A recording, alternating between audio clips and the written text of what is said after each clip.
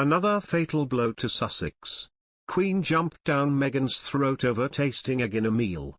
Her Majesty reportedly once took the Duchess of Sussex to one side, over a row about whether a dish contained eggs, telling her, "We don't speak to people like that." The Queen was once forced to take the Duchess of Sussex to one side after she got upset over tasting egg in a meal which was supposed to be egg-free, an author has claimed. It's reported that Meghan was sampling dishes to be served at her wedding reception when she got very upset at being told a particular meal had no egg in it. Royal author Katie Nicholl claims Meghan protested that she could taste the ingredient, prompting a quiet talking to from Her Majesty.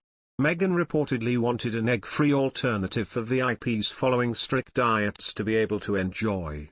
She told Yahoo's Royal Box, "Meghan got very upset when she felt that she could taste egg in a dish when she was told there was no egg in there, and she said, 'No, I can taste it, I can taste there's egg in this dish.'" Katie went on to say that the Queen walked in while the incident was taking place, and quietly took Meghan to the side. "I think there was a bit of an upset when suddenly the Queen walked in, because of course, this was Windsor Castle, this is her home," she continued. And she just quietly took Meghan to the side and said, "Meghan, in this family we don't speak to people like that." The incident allegedly took place in the lead-up to the royal wedding, in which Prince Harry wed the former actor in St George's Chapel at Windsor Castle, on May 18, 2018.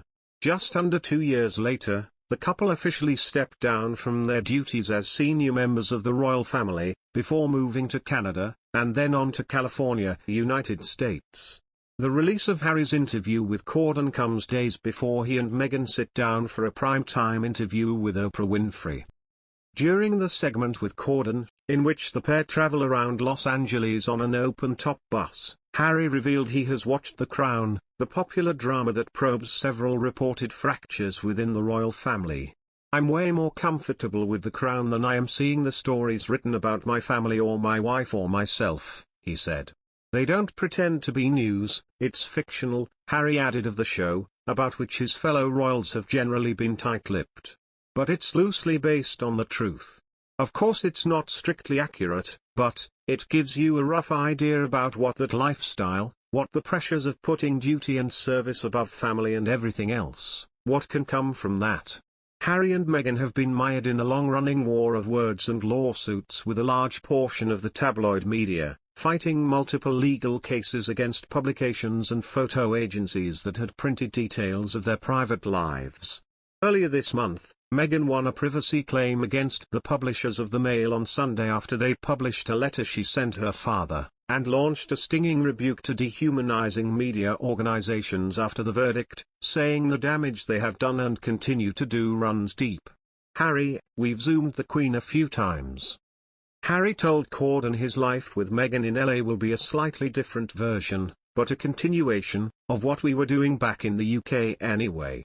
"My life is always going to be about public service, and Meghan signed up to that, and the two of us enjoy doing that," he said, echoing comments the pair made after the Queen announced last week that they would not return as working members of the royal family.